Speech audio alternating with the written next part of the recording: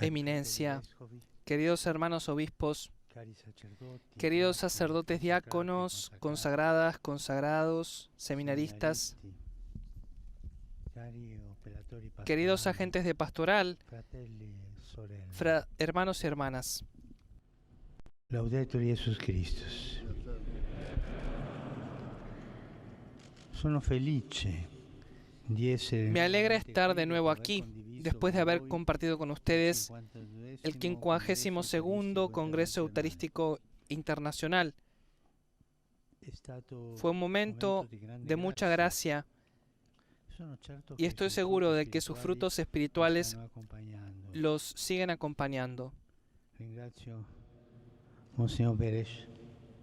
Agradezco a Monseñor Beres el saludo que me ha dirigido y por haber recogido el deseo de los católicos de Hungría en las siguientes palabras.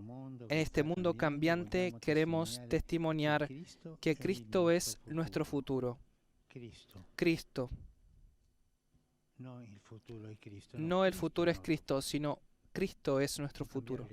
No cambiemos las cosas, ¿no? Esta es una de las exigencias más importantes para nosotros, interpretar los cambios y las transformaciones de nuestro tiempo, tratando de afrontar los desafíos pastorales de la mejor manera posible, con Cristo y en Cristo. Nada afuera del Señor, ni nada lejos del Señor. Pero esto solo es posible mirando a Cristo como nuestro futuro. Él es el Alfa y la Omega, el que es, el que era y el que vendrá, el Todopoderoso, el principio y el fin, el fundamento y la meta última de la historia de la humanidad. Contemplando en este tiempo pascual su gloria, la de aquel que es el primero y el último, podemos mirar las tormentas que a veces azotan nuestro mundo, los cambios rápidos y continuos de la sociedad y la misma crisis de fe en Occidente, con una mirada que no cede a la resignación y que no pierde de vista la centralidad de la Pascua. Es decir, Cristo resucitado, centro de la historia, es el futuro.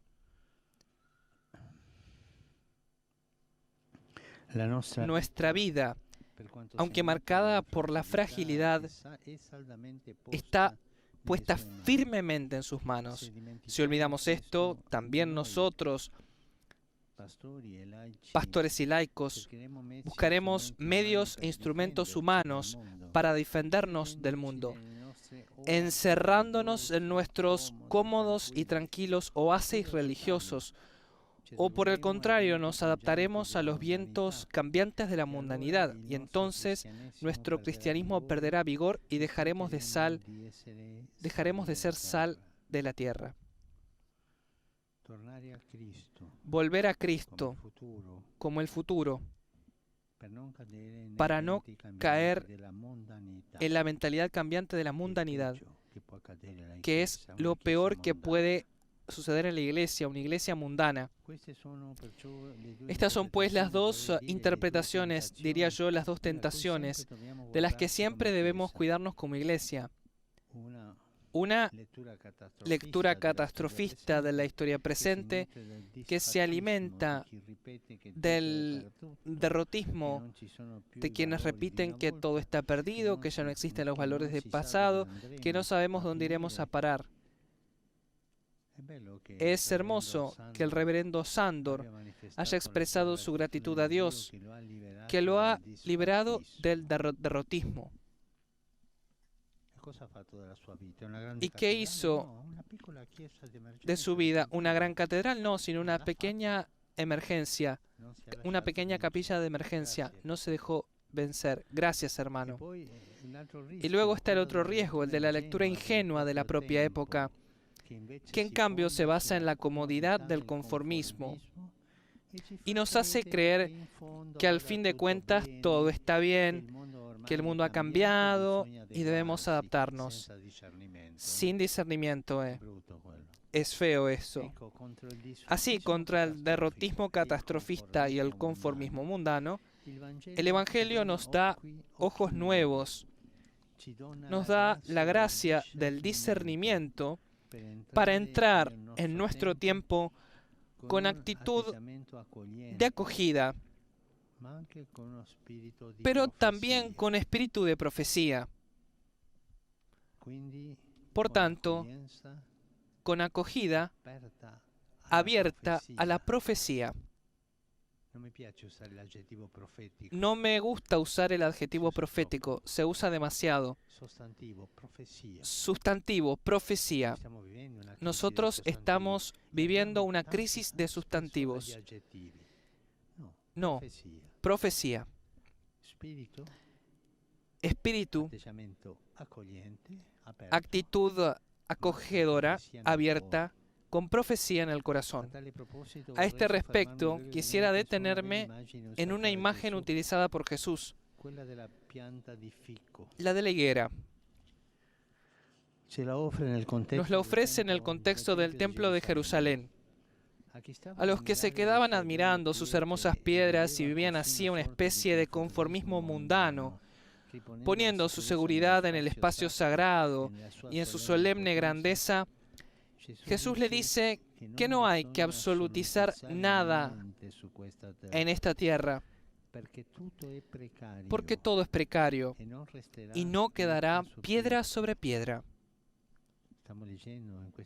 Estamos leyendo en estos días el oficio divino, el libro del Apocalipsis, donde nos hace ver que no quedará piedra sobre piedra, pero al mismo tiempo el Señor no quiere inducir al desánimo ni al miedo. Y por eso añade, cuando todo pase, cuando se derrumben los templos humanos, sucedan cosas terribles y haya persecuciones violentas, entonces se verá al Hijo del Hombre venir sobre las nubes, lleno de poder y de gloria. Y es aquí, cuando nos invita a mirar a la higuera. Aprendan esta comparación tomada de la higuera. Cuando sus ramas se hacen flexibles y brotan las hojas, ustedes se dan cuenta de que se acerca el verano. Así también, cuando vean que suceden todas estas cosas, sepan que el fin está cerca, a la puerta. Estamos llamados por consiguiente a acoger como una planta fecunda el tiempo en el que vivimos, con sus cambios y sus desafíos, porque a través de todo esto, dice el Evangelio, el Señor se acerca. Y mientras tanto estamos llamados a cultivar la época que nos ha tocado, a leerla, a sembrar el Evangelio, a podar las ramas secas del mal, a dar fruto. Estamos llamados a una acogida con profecía. Acogida con profecía.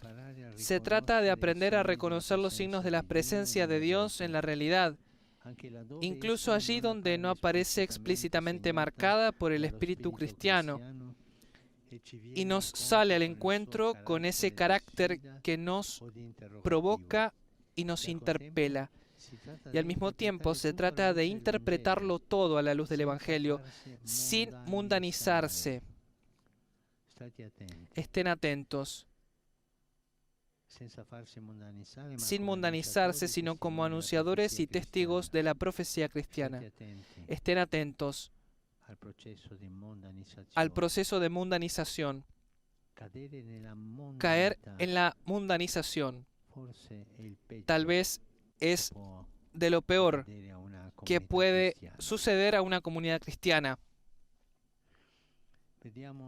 Vemos que también en este país, donde la tradición de fe permanece firmemente arraigada, presenciamos la difusión del secularismo y de cuanto lo acompaña, que a menudo amenaza la integridad y la belleza de la familia.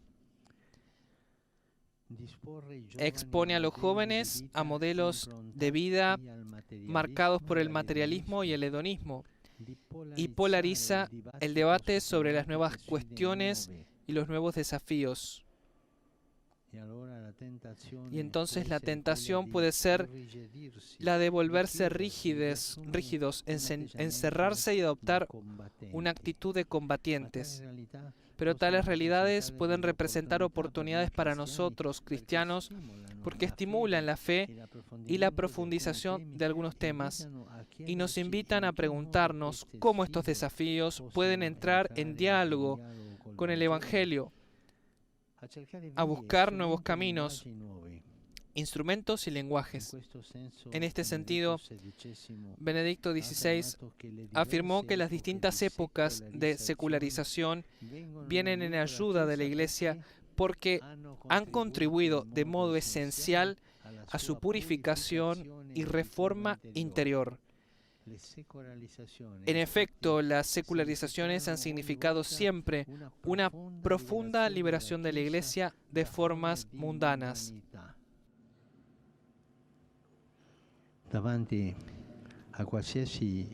Frente a cualquier tipo de secularización hay un desafío y los invito a purificar a la Iglesia de cualquier tipo de mundanidad.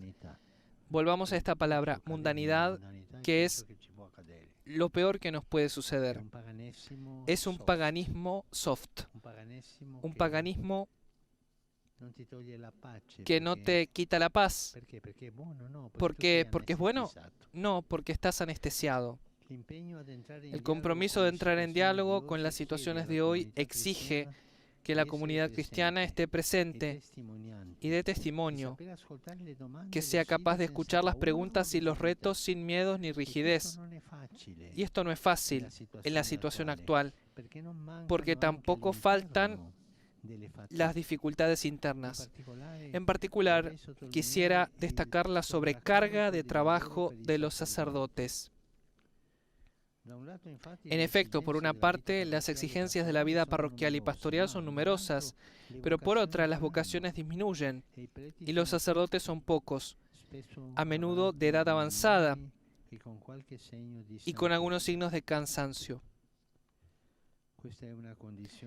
Se trata de una condición común a muchas realidades europeas, respecto a la cual es importante que todos, pastores y laicos, se sientan corresponsables, ante todo en la oración, porque las respuestas vienen del Señor y no del mundo, del sagrario y no del ordenador.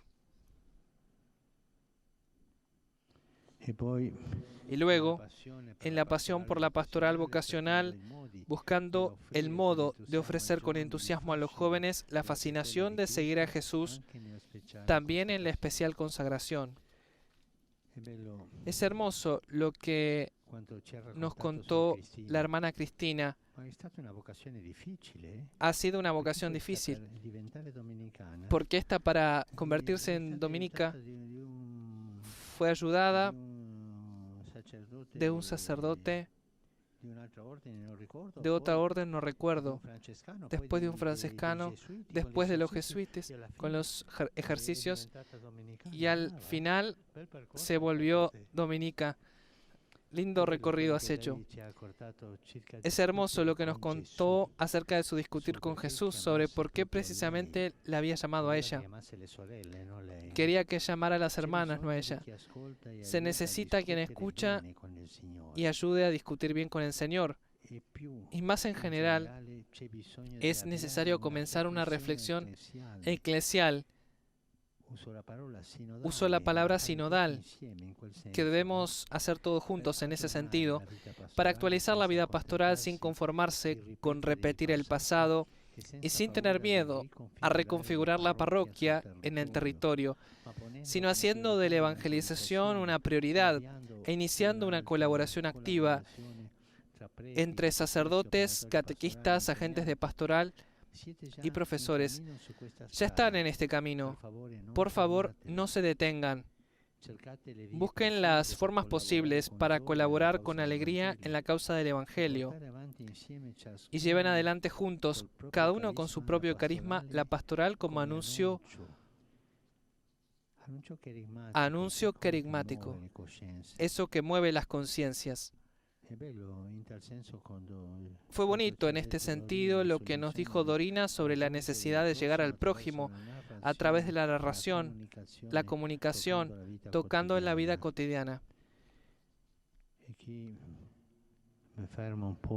Y aquí me detengo un poco para subrayar el trabajo bello de los catequistas, antiguo en ministerio. Hay lugares en el mundo, pensemos en África por ejemplo, donde la evangelización la llevan adelante los catequistas, pero los catequistas son columnas en la iglesia. Gracias, gracias por lo que hacen.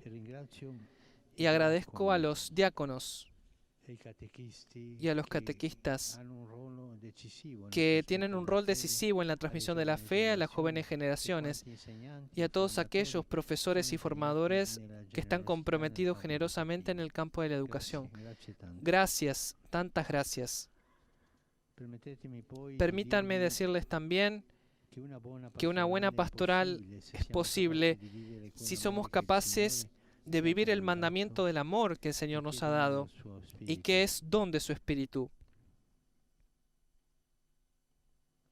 Si estamos distanciados o divididos, si nos volvemos rígidos en nuestras posiciones y en los grupos, no damos fruto. Pensemos en nosotros mismos, en nuestras ideas, en nuestras teologías. Es triste cuando nos dividimos porque en vez de jugar en equipo, jugamos al juego del enemigo. El diablo es el que divide. Es un artista en hacer esto. Es su especialidad. Y vemos obispos desconectados entre sí, sacerdotes en tensión con el obispo, sacerdotes mayores en conflicto con los jóvenes, diocesanos con religiosos, presbíteros con laicos, latinos con griegos. Nos polarizamos en temas que afectan a la vida de la Iglesia, pero también en aspectos políticos y sociales, atrincherándonos en posiciones ideológicas. Pero no dejen entrar las ideologías. La vida de fe no puede ser reducida a la ideología. Esto es del diablo. Por favor, no lo hagan. La primera pastoral es el testimonio de comunión, porque Dios es comunión y está presente ahí donde hay caridad fraterna. Superemos las divisiones humanas para trabajar juntos en la viña del Señor. Sumerjámonos en el espíritu del Evangelio. Arraiguémonos en la oración, especialmente en la adoración y en la escucha de la palabra de Dios. Cultivemos la formación permanente, la fraternidad, la cercanía y la atención a los demás. Un gran tesoro ha sido puesto en nuestras manos. No lo desperdiciemos buscando realidades secundarias respecto al Evangelio. Y aquí me permito de decirles, estén atentos al chismerío. El chismerío entre los obispos, entre los sacerdotes, entre las hermanas, entre los laicos. El chismerío destruye. Es una cosa tan bella. Parece un caramelo de azúcar. Es lindo chismorrear de los demás. Se cae a menudo en esto, pero estén atentos, porque es el camino de la destrucción. Si un consagrado, un laico, que vive en serio, lograse a no hablar más de otro, este es un santo, una santa. Vayan por este camino. Nada de chismerío. Es difícil, Padre, porque a veces uno tropieza con un comentario. Hay un lindo remedio, la oración. Hay otro lindo remedio, morderse la lengua. Te muerdes la lengua y nada de chismerío. De acuerdo. Nada de chismerío.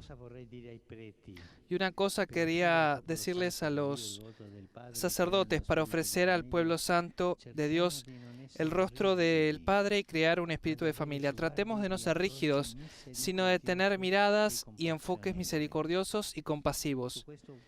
Sobre esto me gustaría subrayar una cosa. ¿Cuál es el estilo de Dios? El primer estilo de Dios es la actitud de la cercanía. Él mismo lo dijo en el Deuteronomio. Quali popoli ha i suoi dei vicini a loro come tu hai vicino a me. Dio, l'atteggiamento di Dio è vicinanza. La actitud de Dios es la cercanía, con compasión y ternura. Cercanía, compasión y ternura. Este es el estilo de Dios. Yo soy cercano a la gente, ayudo a la gente, soy compasivo o condeno a todos.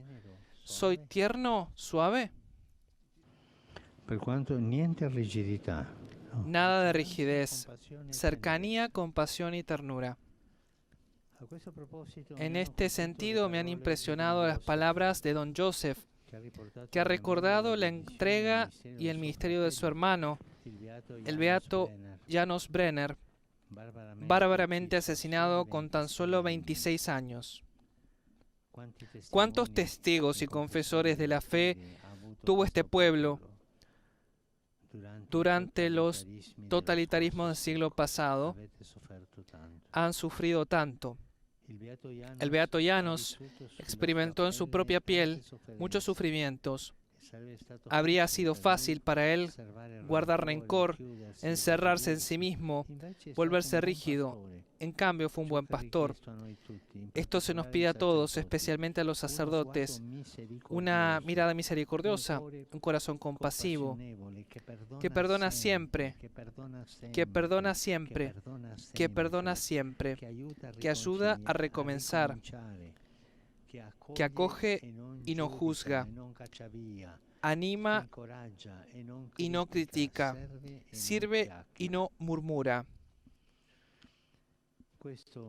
Esta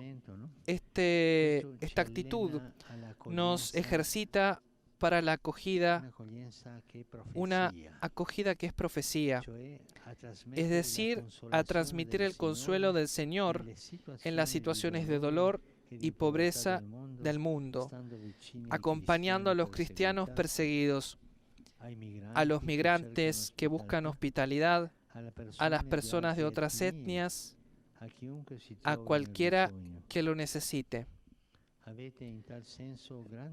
En este sentido tienen grandes ejemplos de santidad, como San Martín. Su gesto de compartir la capa con el pobre es mucho más que una obra de caridad. Es la imagen de la Iglesia hacia la que hay que tender. Es lo que la Iglesia de Hungría puede llevar como profecía al corazón de Europa. Misericordia, cercanía. Pero quisiera recordar también a San Esteban, cuya reliquia está junto a mí. Él, que fue el primero en confiar la nación a la Madre de Dios, que fue un intrépido evangelizador y fundador de monasterios y abadías, sabía bien también escuchar y dialogar con todos y ocuparse de los pobres. Por ellos bajó los impuestos e iba a dar limosna disfrazado para no ser reconocido. Esta es la Iglesia que debemos soñar, una Iglesia capaz de escucha recíproca, de diálogo, de atención a los débiles, una Iglesia acogedora hacia todos, una Iglesia valiente para llevar a cada uno la profecía del Evangelio. Hermanos y hermanas queridísimos, Cristo es nuestro futuro, porque es Él quien guía la historia. Él es el Señor de la historia. De ello estaban firmemente convencidos vuestros confesores de la fe, tantos obispos, sacerdotes, religiosos y religiosas martirizados durante la persecución atea. Ellos testimonian la fe granítica de los húngaros. Y esto no es una exageración. Ustedes tienen fe granítica y agradecemos a Dios por esto.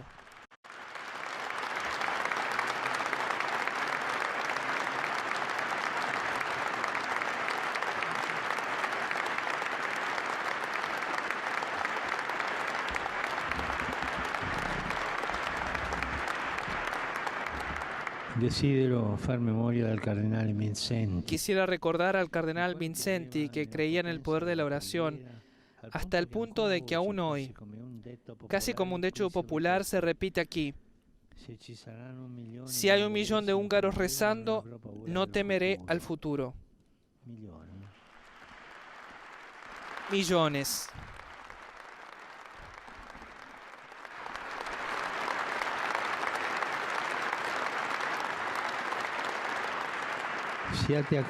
Sean acogedores, sean testigos de la profecía del Evangelio, pero sobre todo sean mujeres y hombres de oración, porque la historia y el futuro dependen de ello. Les doy las gracias por su fe y su fidelidad, por todo lo bueno que tienen y que hacen. Y no puedo olvidar el testimonio valiente y paciente de las hermanas húngaras de la Sociedad de Jesús, a las que conocí en Argentina, después de que abandonaran Hungría durante la persecución religiosa. Eran mujeres de testimonio aquellas, eran buenísimas.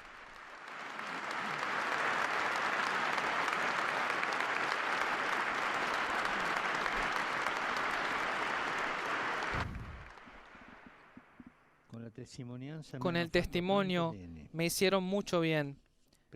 Rezo por ustedes para que, siguiendo el ejemplo de sus grandes testigos de la fe, nunca se dejen vencer por el cansancio interior. Nunca se dejen vencer por ese cansancio interior que nos lleva a la mediocridad. No. Sigan adelante con alegría, la alegría. Y les pido que sigan rezando por mí.